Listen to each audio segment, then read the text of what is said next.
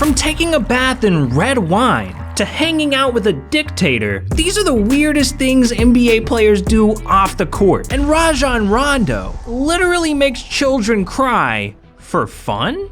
Yeah, back in 2006, when Rondo was drafted by the Celtics, he wanted to get involved in Boston's community. And what better way to do that than by mentoring the kids? So Rondo started volunteering at this local Boys and Girls Club. But it was there that Rondo became a menace to society. Cause when it came time to playing the kids' favorite game, Connect Four, Rondo went on a killing spree. He challenged every kid he could find, beating them all one by one. Connect Four. I'm the champ. And if that wasn't enough, he even started playing multiple games at once just to add to their embarrassment. By the time Rondo was done, children were left crying in defeat, stripped of their dignity. And Rondo's Connect Four addiction didn't stop there, because over the years, he went on to destroy analysts, NBA players, college students. This guy's a madman. So y'all need to hide your kids, hide your wife, because Rondo's coming and he's gonna beat you at Connect Four.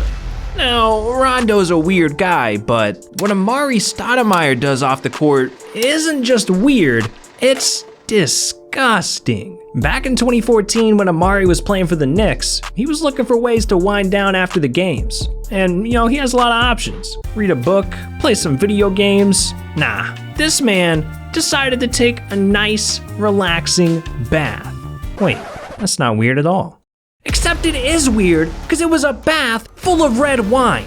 Yeah, Amari literally fills up his entire bathtub with gallons of red wine and just chills in it. And when a reporter asked him why, Amari made it even weirder. And what is the sensation like? Like, how does it feel? I mean, why don't you come in and try it? I know you're only 5 foot, so there's plenty of room for you. I guess that would be the professional thing to do. Somebody got some shorts? Glad you could join me. Oh man, it feels. You know what it feels like? Pretty hot, huh? It feels like money. Be honest. Have you tasted this? I have not tasted it. Last season when you took to the floor. Next question. Did this grown-ass 6'10" man just splash wine on another man in a bathtub? Is that what just happened? Let's just move on. Hey, at least Amari still had basketball, I guess. Because sometimes the weird things that NBA players do off the court ends their entire career. And that's exactly what happened to Matt Bonner. See, back in 2014, Matt was on the Spurs and he was playing like complete garbage. I mean, this dude was averaging just 3 points a game. How could he be that bad? Well, it turns out that off the court, Matt had an addiction that was taking over his life. Sandwiches. Being in the NBA, he got to travel from city to city, trying sandwiches from all over the country. And this strange sandwich addiction led Matt to starting up his own website, where he would blog about all of the different sandwiches he was trying, called Matt Bonner, Sandwich Hunter. One day he'd be at a food store in Dallas, and the next he'd be at a deli in Sacramento, just trying all different types of sandwiches. And this obsession took priority over everything, including basketball. Matt wasn't hitting the gym or practicing. He was too busy eating sandwiches and blogging. And just a year later, his addiction won, as Matt was forced to retire from the NBA in 2015. Now, at least Matt still had sandwiches and his life, because some NBA players do some weird things that almost kills them, like Carmelo Anthony. See, back in 2015, Carmelo was on a vacation in the Bahamas with LeBron, Chris Paul, and Dwayne Wade, where they decided to rent the finest sea vessel across the land, a banana boat. Now, there's a lot of problems with this picture, but there's one problem that takes the cake. Where the hell is Carmelo? Well, apparently, before this picture was taken, Melo thought it'd be a good idea to jump off the banana boat into the middle of the ocean without even knowing how to swim.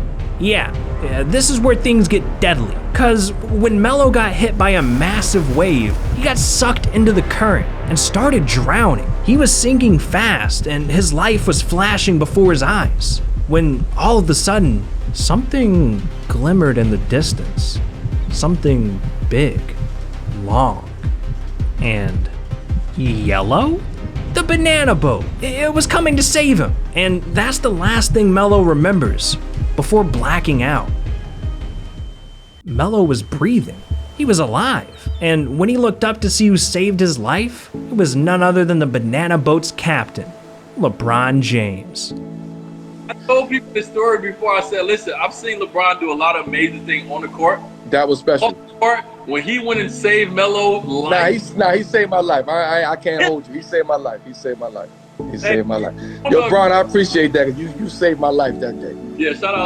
Them little flippers wasn't working for me. Damn, Bron really out here carrying other players on and off the court. Now, on the topic of great NBA players, everyone knows Shaq is a basketball legend, but there's something off the court that he's even better at.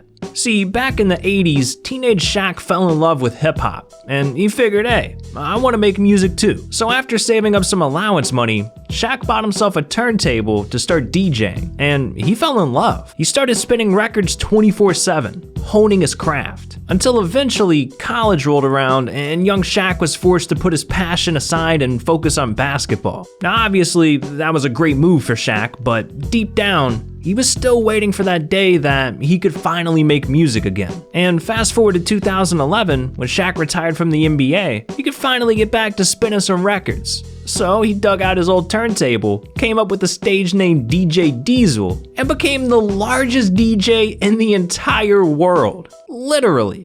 Okay, let's try something.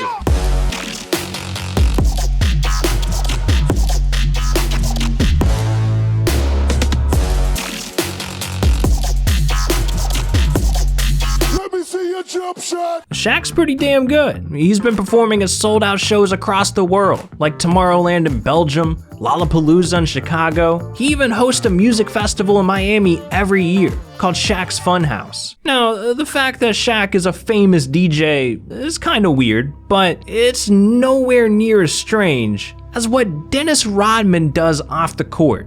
See, this dude's idea of fun means hanging out with one of the most dangerous people on the planet. Yeah. Back in 2013, Rodman got paid to run a basketball camp in Pyongyang, North Korea, in front of tens of thousands of fans. And one day during the middle of practice, something weird happened. See, Rodman was sitting on the bench when, all of a sudden, every single North Korean in the entire arena stood up and started clapping. So Rodman turned around to see what they were looking at, and that's when he saw, subscribe to Rebound on the Jumbotron. Yeah, that's right, we got entire countries out here subscribing to the channel. So if you're not, then what the hell are you doing? But Rodman also saw North Korea's supreme leader, Kim Jong-un, walking towards him. Now, most people are terrified of this guy, but Dennis Rodman, he wasn't afraid. So he stood up, shook Kim's hand, and started making small talk. And that's when Rodman learned that he was Kim's favorite NBA player. So the two immediately hit it off. And after practice, they went back to Kim's place to enjoy a nice dinner, sing some karaoke, and party with North Korean women, officially beginning one of the most controversial friendships of all time. For me to go over there to see him as much as I have, I basically hang out with him all the time. We laugh, we sing karaoke, we do a lot of cool things together. And we ride horses. We hang out, we go skiing, and we hardly ever talk politics. And that's the good thing about that. Rodman is really out here skiing with a dictator. That's just weird, dog. But I guess it kinda makes sense. They both love the NBA, and not every player can say the same. I mean, for Chris Paul, basketball isn't even his favorite sport. Yeah. See, back in the 90s when Chris was just a kid, his dad took him to a local bowling alley, and after playing his first round, it was love at first strike. So Chris started going back to the alley every single day, working on his form, improving his ball spin, all for the sake of getting better at his true passion. But eventually, when Chris graduated high school, it was time to choose a career, and he had a choice between $25,000 a year in the Pro Bowlers Association or $3.4 million a year in the NBA. So obviously, Chris decided to pursue basketball, and he got drafted by the Hornets in 2005. But there was still his love for bowling lingering in the back of his mind. So in 2008, Chris hit up his boys LeBron, D-Wade, and Kevin Durant to host his very own nationally televised charity bowling tournament. And this event brought so many eyes to the Pro Bowlers Association that Chris turned into an overnight bowling celebrity, and he got to appear on the cover of US Bowler magazine. But Chris still wasn't satisfied, and he needed to find an even bigger way to express his love for bowling. So in 2013, he created his own PBA bowling team called LAX, captained by one of the best bowlers in the entire world, Jason Belmont. And Chris has been running that team ever since, all while still playing in the NBA. This dude seriously became a legitimate bowling superstar. Like, imagine if Chris decided to pursue a professional bowling career and just quit basketball completely. I mean, other players might have even followed him, and we would have missed out on some of the most disrespectful moments in NBA history. Like, one player actually spit on somebody during a game, while another player purposely stepped on an NBA player's face. Oh, you want to hear more about that? Then click this video right here. These are the 20 most disrespectful NBA moments. And trust me, man, you don't want to miss out on this one. So what are you doing? This video's over. Click it.